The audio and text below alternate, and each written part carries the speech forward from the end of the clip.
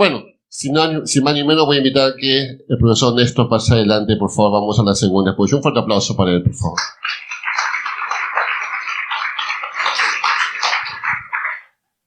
Shemai, perdón. Antes de continuar con lo que viene, tengo que cumplir una promesa que hice, así que voy a esto. Lo primero es que queremos aprovechar para todos los hermanos de que realmente, si usted desea aprender un poco más del conocimiento teológico sobre todo, y si usted tiene el deseo de poder formarse mejor en la palabra, bueno, está más que invitado al Seminario Evangélico del Salvador de esta congregación, SETSAL, 26 años sirviendo al Señor a través de la educación teológica, y ya obviamente están abiertas las inscripciones para que ustedes puedan participar. Los cursos de 2024 son muy buenos, estaba observándolos, y para los que quieren diplomarse, hacer un ministerio pastoral en educación cristiana o en consejería bíblica, sin duda alguna, este es el espacio, este es el momento. Ahí van a tener muchas clases de síntesis del Nuevo Testamento, del Antiguo. Van a darle teología sistemática, por lo que veo, y también introducción a la apologética. Así que van a tener un curso muy avanzado, en modalidad mixta, porque es tanto presencial como virtual. Y los requisitos de ingreso, obviamente, se los van a asignar o se los van a indicar directamente acá a través del staff, que es el responsable de ese instituto, que queremos nosotros aprovechar que ustedes lo puedan apoyar, porque muchos de los institutos de formación en Perú cerraron, y este es uno de los que ha quedado abierto, y es tan importante y tan relevante y necesario que pueda ser apoyado por el pueblo del Señor. Y la mejor forma de apoyar es ingresando, participando o promocionando para que otros puedan participar. Lo segundo que quiero anunciar es, hay algo interesante que me gustaría simplemente leérselo, si me lo permiten. Bien sencillo y bien rápido. Es esto de aquí. Escuchen esto, por favor. La Navidad posee un doble mensaje. Es un mensaje vertical y horizontal. Un mensaje de cruz. Dios verticalmente es glorificado por su buena voluntad, y los hombres horizontalmente son reconciliados con Él por esa misma gracia. Nadie mejor que Charles Wesley para resumirlo. En 1793 publicó un muy hermoso himno navideño, el cual, a fuerza de cantarse tantas veces, se insertaría en el argot popular.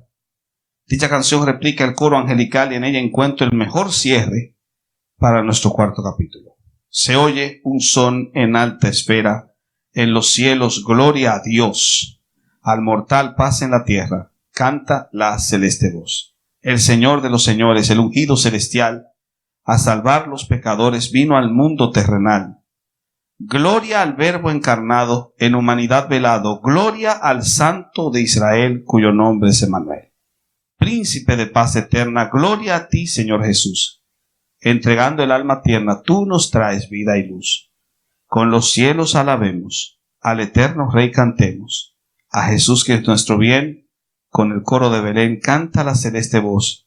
En los cielos, gloria a Dios. ¿Qué les pareció? Es interesante. Este es este libro. Pasa que el hermano Marcos, que es el que ha organizado casi toda la idea de la organización para traernos hacia acá, y luego las conexiones que se han hecho con el seminario, me ha dicho, por favor, háblales de este libro. Y yo le dije, bueno, está bien, voy a hablarles de este libro. Gracias, sí, ahí está. Este es un buen material que nosotros publicamos como unas reflexiones pastorales para el tema de sacar buenas reflexiones devocionales con respecto a la Navidad. Incluso al final de este libro hay un capítulo de si los cristianos deben celebrar o no la Navidad, porque hay mucha gente que dice que fiesta pagana, etcétera. Entonces hay una reflexión muy interesante en ese libro, muy interesante, que ustedes le pueden sacar provecho. Así que a aquellos que les interesa, el libro todavía está allí en el fondo, así que les animamos a que puedan conseguirlo. Dicho esto, señores, acabaron los comerciales. En la primera sección nosotros estuvimos hablando de las 5 solas, más o menos la historia de su desarrollo, y hablamos de la primera y la segunda sola, sola escritura y sola gracia. Ahora vamos a tocar la tercera de las solas, que es la sola fide. Solo por la fe Dios salva. Creo que de todas las 5 solas, esta es la más confrontadora de todas. Gracias al Señor que pudimos tener un break, porque no íbamos a aguantar el golpe contundente que esta sola nos da directo al hígado. La tercera de las solas se conecta con la sola anterior, que es la sola gracia, porque si la gracia es causa eficiente de la salvación, la fe es causa instrumental de la salvación. Son 2 cosas importantes. La gracia es causa eficiente y la fe es causa instrumental. Por eso la sola gracia y la sola fe actúan juntas. Por cierto, esta es la sola que Lutero usó célebremente en su traducción de Gálatas capítulo 3. Cuando la tradujo la Biblia al alemán, él utilizó esa frase en el capítulo 3 de Gálatas. Pero también la utilizó mucho en los comentarios de esa epístola. Cuando escribió su comentario a los Gálatas, Lutero dijo esto: la fe sola es la que justifica y produce buenas obras. Esa expresión sola fide es una expresión que Lutero usaba mucho. Parece que esta sola a él le causó mucha impresión. Luego, en 1521, poco después de la dieta de Worms, cuando Lutero se enfrentó al emperador, Lutero fue secuestrado por amigos para esconderlo de los enemigos que lo querían matar, y lo dejaron en el castillo de Barbour, en el castillo de Barbour. Su amigo Melanchthon se quedó a cargo del proyecto de reforma, y en ese año Melanchthon escribió su famoso libro, una de las obras más importantes. Se conoce como las Loci Comunes, que las escribió este hombre, y allí exactamente presentaba esa expresión, sola fide. Karlstadt también usó la sola fide en el debate que les mencioné de Leipzig, y luego comenzó a consagrarse en los escritos de otros reformadores, Lambert, Ecolampadio, Bucero, Bullinger, Vermigli, que era reformador italiano, y hasta Calvino en sus instituciones. Todos ellos, entre 1524 a 1534, escribieron sobre la sola fide. Es de las solas más mencionadas. Hasta en las confesiones de fe que ellos produjeron, la sola fide se menciona tal cual. Aparece en el artículo 6 de la Confesión de Habsburgo, en el artículo 22 de la Confesión belga, donde la frase está en francés. Dice, seule foi, que es sola fide. Y en el Catecismo de Heidelberg aparece en la pregunta 60 en el año 1563. Es una de las solas más documentadas. Por lo visto, la sola fide resultaba de mucha curiosidad y de mucho interés para los reformadores. ¿Y por qué? Pregunto yo. ¿Por qué? Pregunta un amigo televidente. Y la respuesta es muy clara. Porque muchos de los reformadores, escuchen bien, muchos de los reformadores, como Lutero, estaban experimentando la angustia de saberse que eran pecadores, de que vivían bajo el peso de un Dios encolerizado, o por lo menos lo veían así. Lutero se hizo monje por miedo y vivió siempre bajo el terror de que Dios lo iba a aplastar, porque Dios era santo terriblemente y él no. De hecho, las crisis que Lutero experimentaba, que son crisis que han sido estudiadas a nivel de la psiquiatría, han recibido un nombre en alemán con la que se recuerdan. Son las Anfechtungen. Anfechtungen es el nombre en alemán para las crisis que este señor, que este monje tenía, de que Dios le iba a destruir. Y Lutero gritaba desesperado.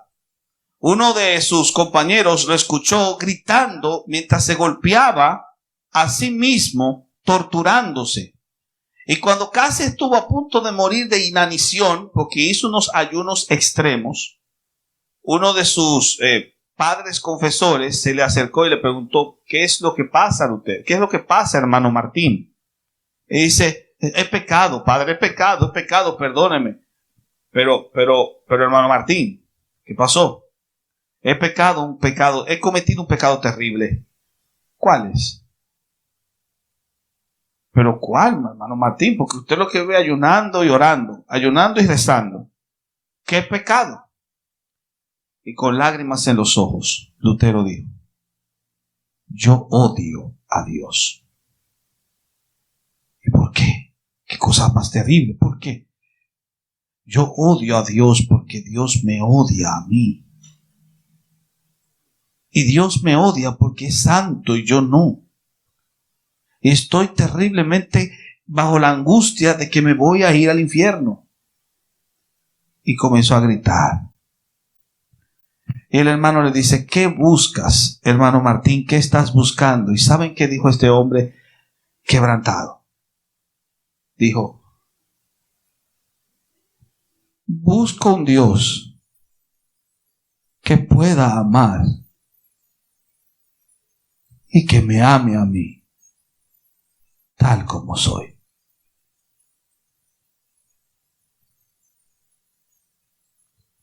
Consciente de su terrible pecaminosidad y de lo terriblemente santo que era Dios, hombres como Lutero sabían que estaban bajo el justo juicio divino, uno del cual nadie podrá escapar.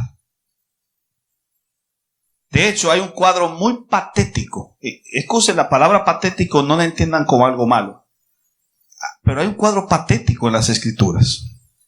Apocalipsis, capítulo 6, versículos 16 y 17, muestra uno de los eventos más horribles de la historia. Que Dios no nos permita llegar ahí. Es en Apocalipsis 6:16 la presentación del día más desgraciado de todos. El más desgraciado de todos los días será cuando llegue el día de la ira del Cordero. Cuando llegue ese día, no habrá escapatoria. El pasaje nos muestra a gente corriendo y huyendo a los montes, diciéndole a los montes que los escondan en aquel día de la ira del Cordero. Y los montes no podrán esconderlos. Y luego el texto termina diciendo: porque el día de su ira ha llegado, ¿y quién podrá sostenerse en pie?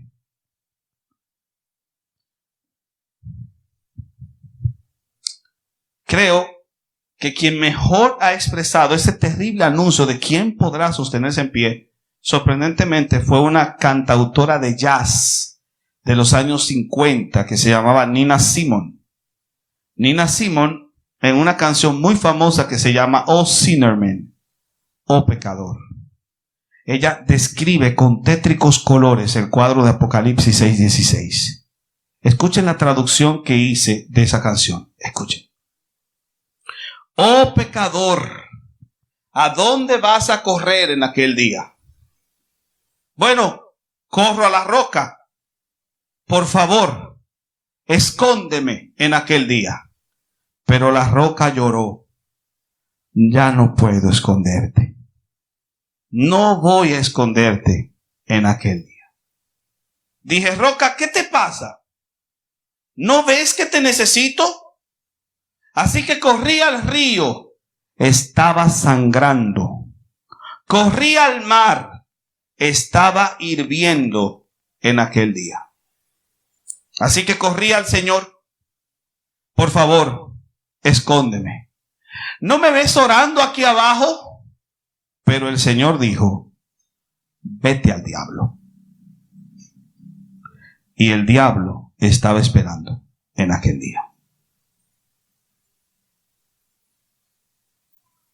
Aunque terribles y grotescamente angustiantes, la realidad es esa, y no podemos barrerla bajo la alfombra.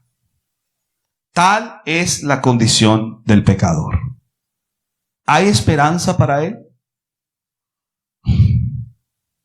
La respuesta es sí.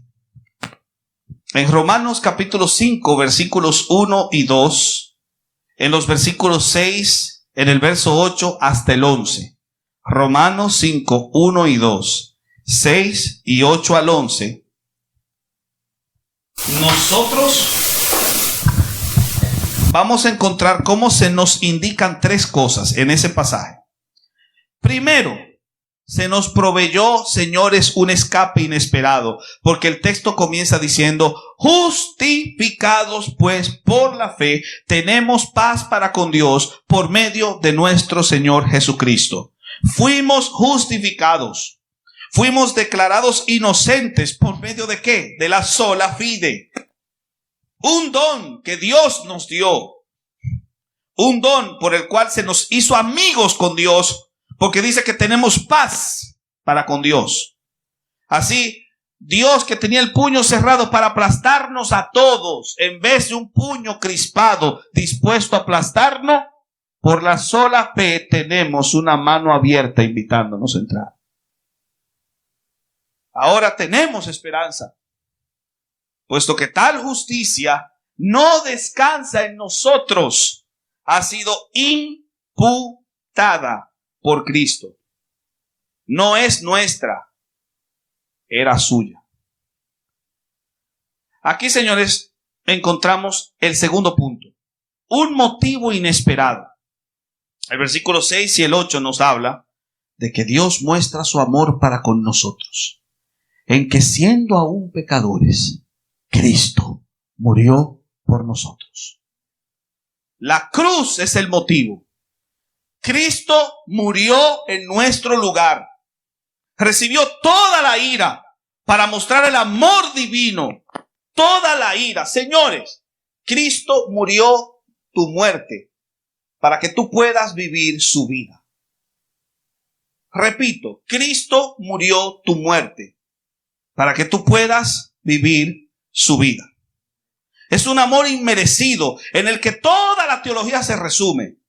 Toda la teología se resume en estas cuatro palabras: Cristo murió por mí.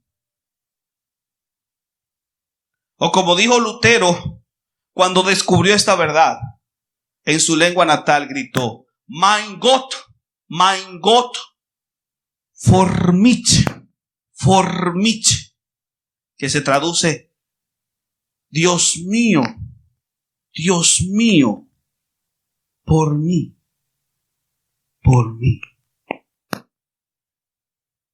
Gracias a eso, en tercer lugar, se nos ha provisto un resultado inesperado. Los versículos 9 al 11 de Romanos nos muestran porque somos salvos ya de la ira, fuimos reconciliados y estamos seguros en su vida. De modo que nuestra salvación, queridos, descansa no en nuestra fe, sino en la sola fe del Hijo de Dios, el cual se entregó y murió por mí. Nadie mejor que Bunyan, el autor del Progreso del Peregrino, para ayudarnos a entender. Es una historia muy interesante. Cristian, ¿verdad?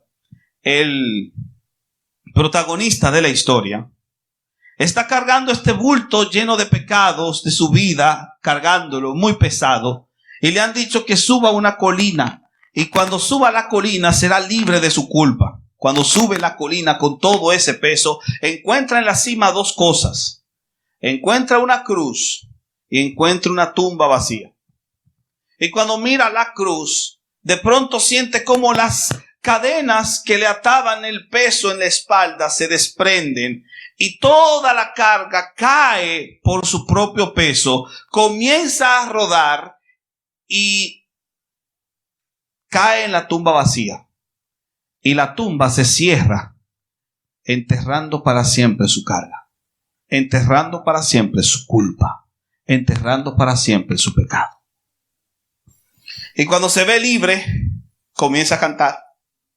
Porque ¿qué puede hacer un corazón después de haber sido librado sino cantar con todo el corazón? No cantar de forma mecánica, automática, porque otro te lo dice, sino cantar porque convencidamente estás seguro de lo que Dios hizo en tu vida. ¿Y saben qué cantó? Cantó esto.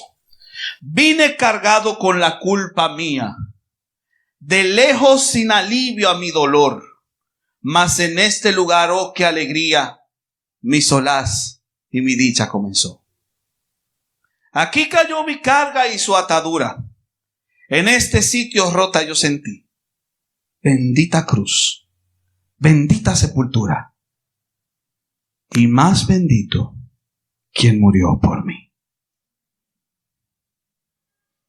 La sola gracia y la sola fide, señores, están intrínsecamente conectadas. La una produce a la otra. Y el punto en el cual ambas están unidas es la cruz. Bendito sea Dios.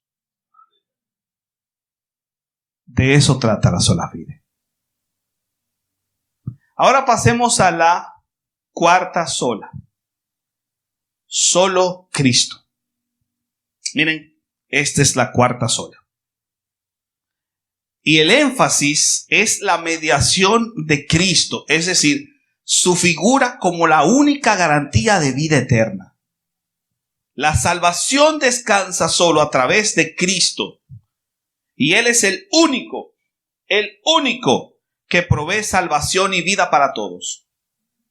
De hecho, 1 Timoteo 2:5 dice que porque tenemos un solo mediador entre Dios y los hombres, Jesucristo hombre. Ahora, esta sola ciertamente es de las últimas que se configuró. De hecho, se lo debemos sobre todo a un teólogo que se llamaba Emil Brunner, que en 1934, mientras estaba comentando el sistema teológico de otro pensador llamado Karl Barth, concretó esta sola y le puso nombre. La llamó Christus solus. Pero aunque esta sola aparentemente es joven, la historia detrás no lo es. Se puede decir que la cuarta sola tiene una historia reciente, pero un pasado remoto. Porque esta sola fue descubierta por accidente en el debate de Leipzig.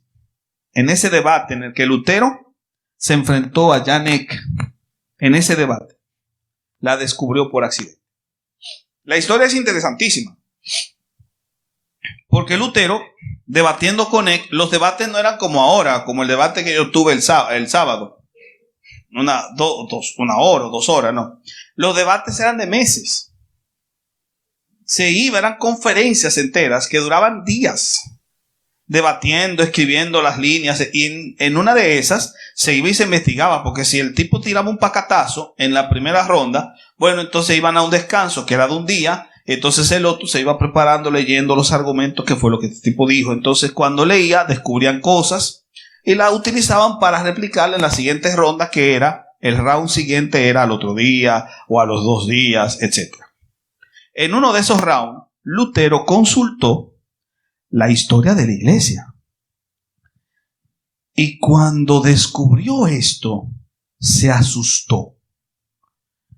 Él se encontró, mientras consultaba, que lo que él antes llamaba herejía husita, la herejía de Jan Hus, que había dicho que el Papa no era la cabeza de la iglesia, y que Lutero consideraba que eso era herético, pero consultando la historia eclesiástica, se dio cuenta de que Hus tenía razón.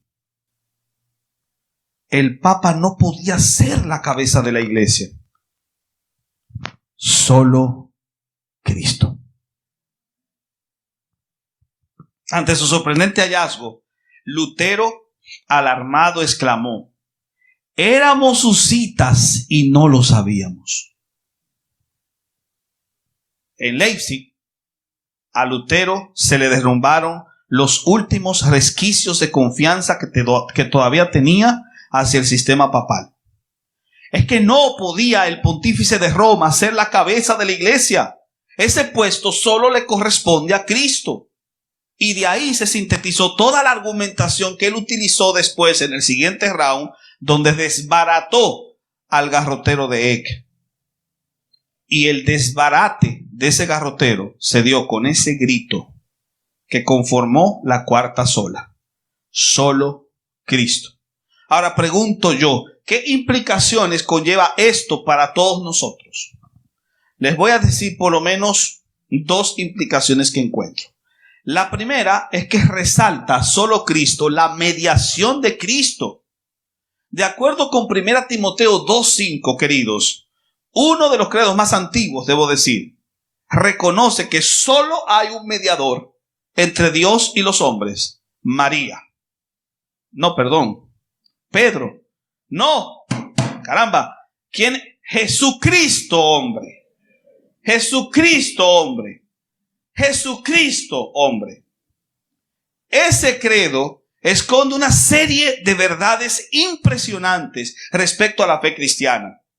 Y todas esas verdades están entroncadas en esa sola. En primer lugar, aquí tenemos una confesión monoteísta. ¿Por qué? Porque dice que tenemos un solo Dios.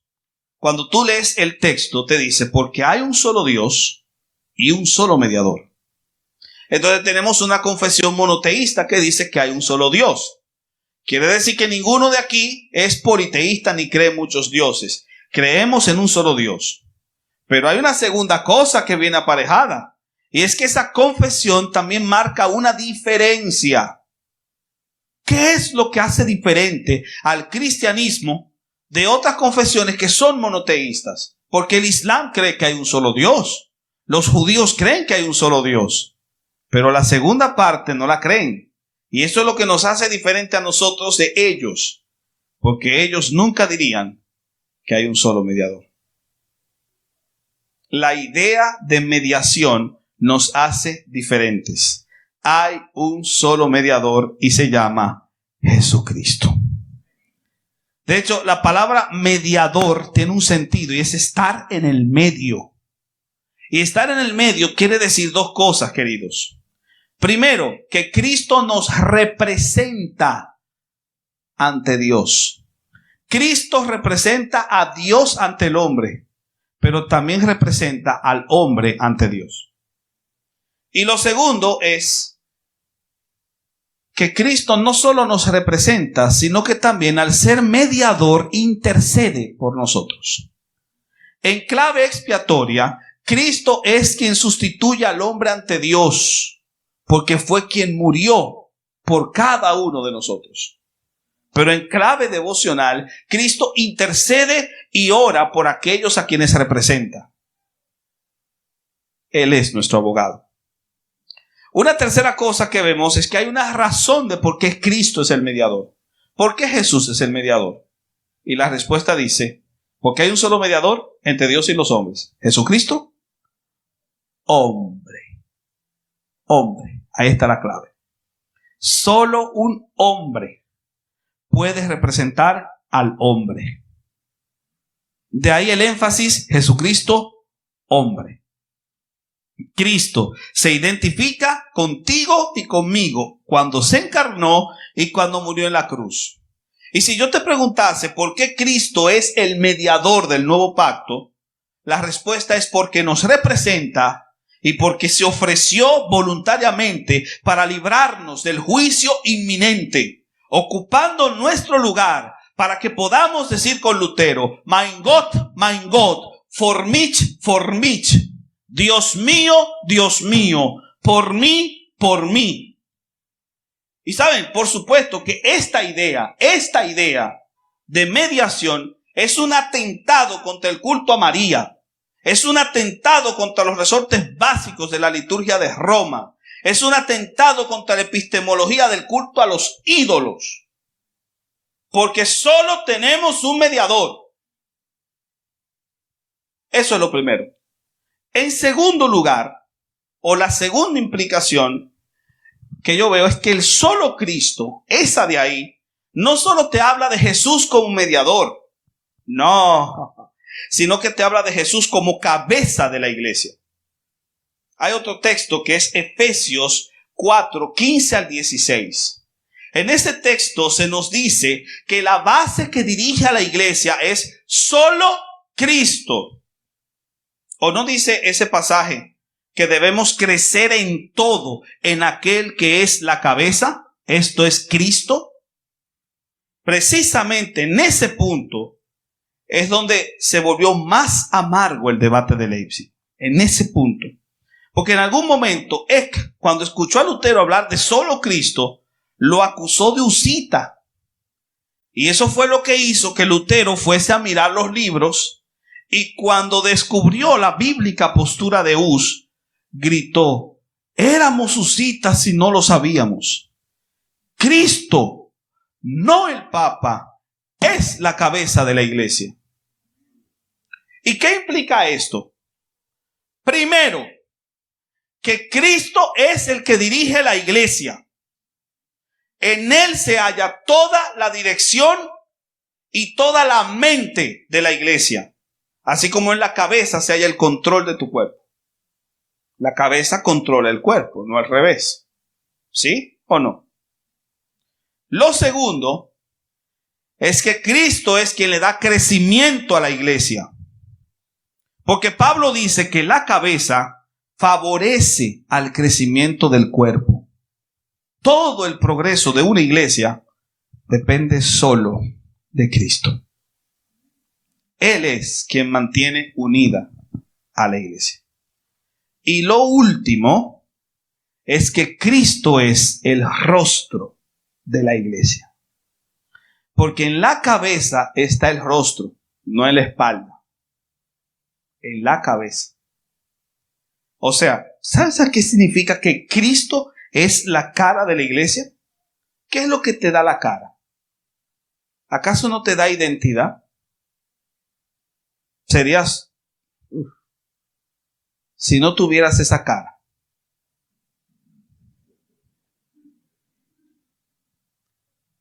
Cristo te da identidad, le da identidad a la iglesia.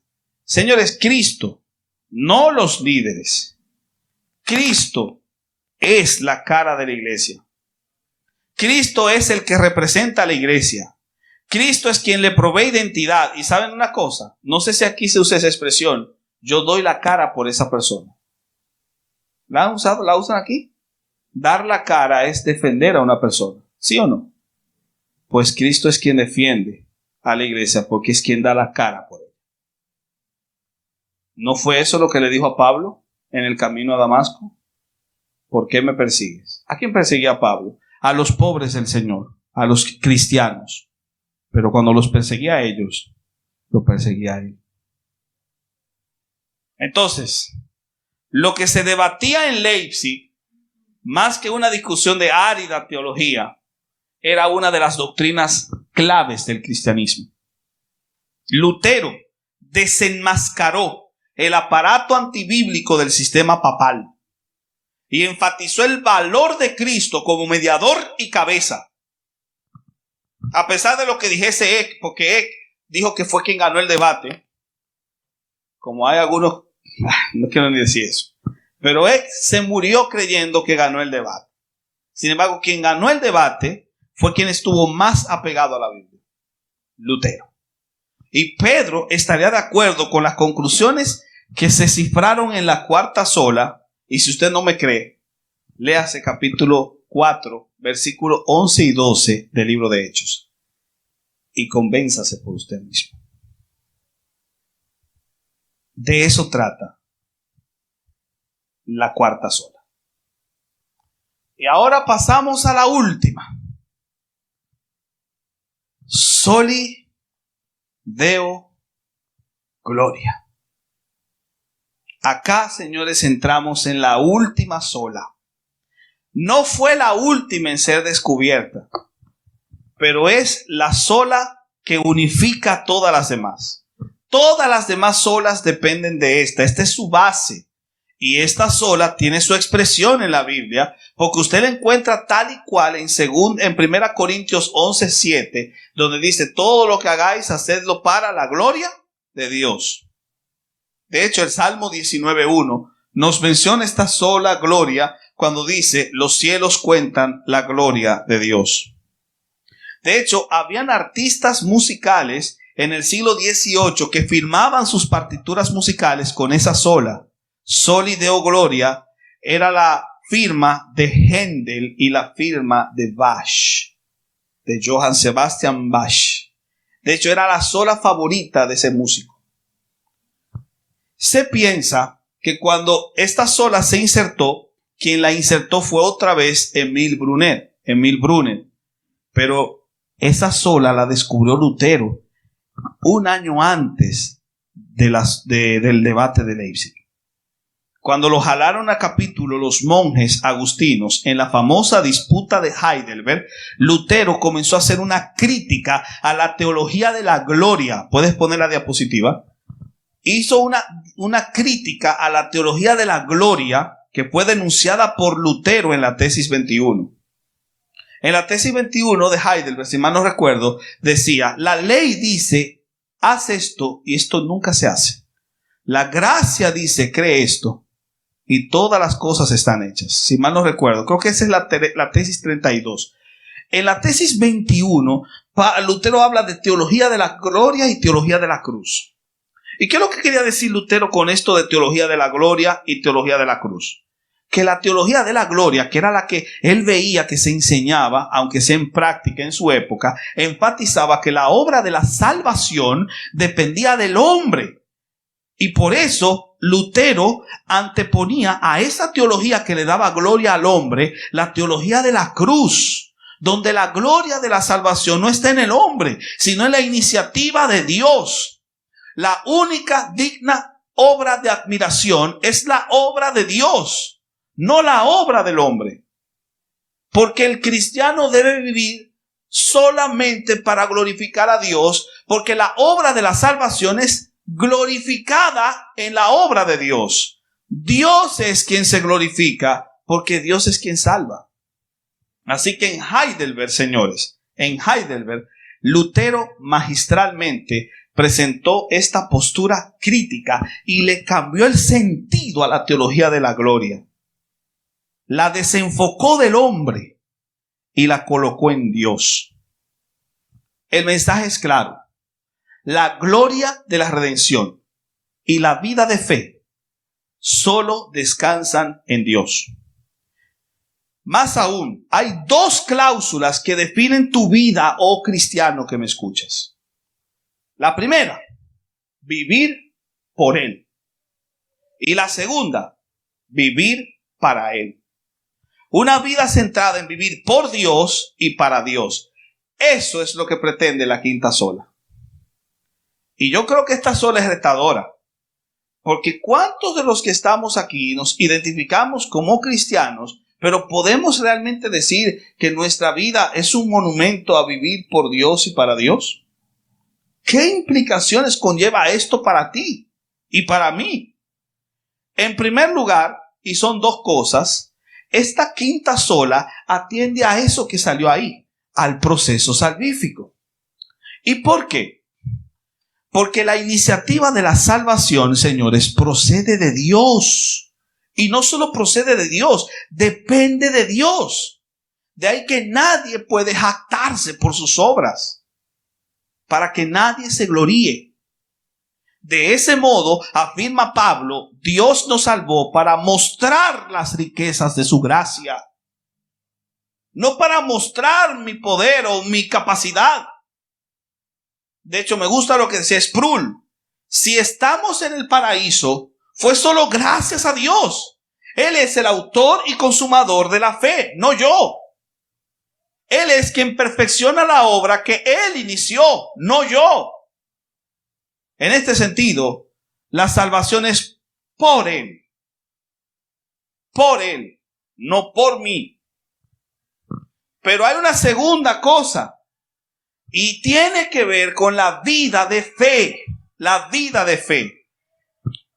Toda la expresión de la vida cristiana debe estar enfocada en vivir para Dios. Tu adoración debe dirigirse a Él y no enfocarse en el hombre. Tú debes destronar el yo de tu vida, menguar para que Cristo crezca y vivir en una constante autonegación.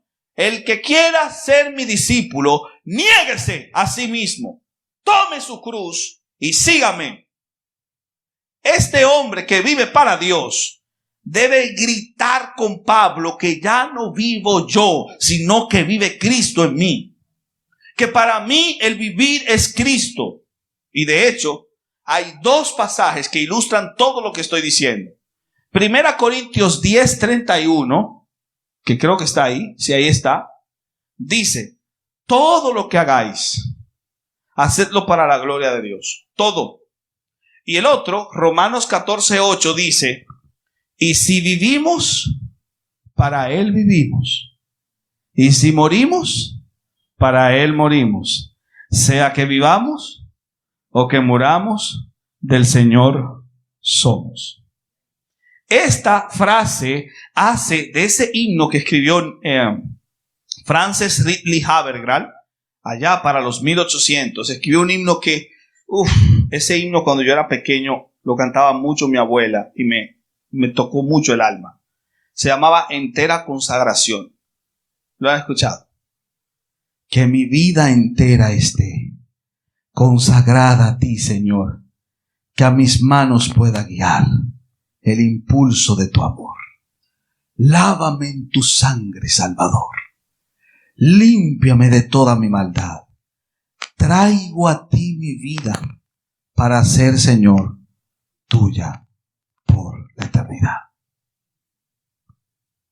Ese himno es un canto en el cual tu vida de fe es para Él. En otras palabras, la quinta sola nos enseña que aunque fue una de las primeras en descubrirse, ella es la que unifica y cohesiona a todas las demás. Me explico. Miren, todo el proceso de inspiración de la Biblia, sola escritura, es para la gloria de Dios. La sola gracia descansa en la gloria de Dios. La sola fide reposa en la gloria de Dios. Y Cristo, solo Cristo, es el resplandor de esa gloria. De hecho, la salvación del creyente es como la creación. Les voy a decir por qué. Porque Dios fue quien realizó la creación. ¿Por qué Dios creó todo? Voy a hacer mejor la pregunta. ¿Quién lo creó todo? O sea que la creación es por Él. ¿Y para qué Dios lo creó todo? Para Él. La salvación es igual que la creación. Porque así Pablo la compara como cuando Dios hizo que la luz resplandeciera en la oscuridad el primer día de la creación, así hizo que resplandeciera la luz en nuestros corazones. Eso lo dice Pablo. La salvación es como la creación. Dios creó todo por Él. Nadie intervino, solo Él. Así mismo es la salvación. Nadie interviene, solo Él. Es por Él y para Él. La salvación es por Él y para Él. Así, si la salvación es por Él, la vida de cada creyente debe resumirse en vivir para Él. Que nuestras vidas, queridos hermanos, sean como esas partituras musicales en las cuales estampaba Bach el Soli Deo Gloria. Y voy a concluir con algo. Ya, quita todo. Y pon la portada. Sí. Mi última pregunta para todos ustedes, con la cual voy a concluir esta ponencia, es si, no, pon la portada, la primera, es si se deberían agregar más solas. Se deberían agregar más solas. Actualmente, por si no lo sabían, algunos eruditos han sugerido que debería haber solas adicionales en la lista. Una de esas solas es sola eclesia, solo la iglesia. Otra es sola caritas, solo por amor.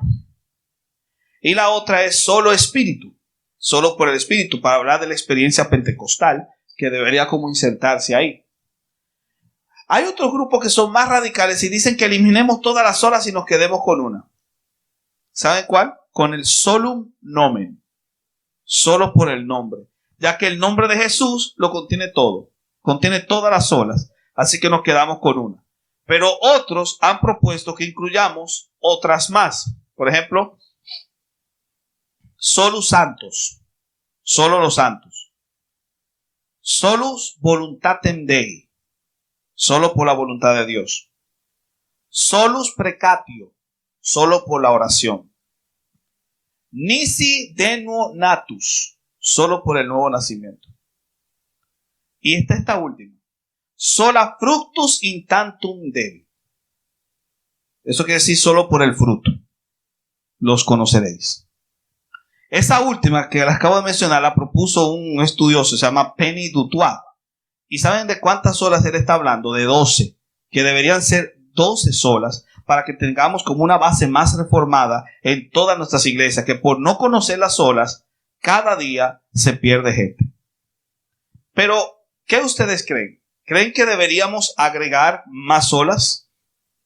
Quizás la propuesta de agrandar la lista de 5 a 12 no vaya a tener tanta acogida porque hay muchos problemas de forma y fondo.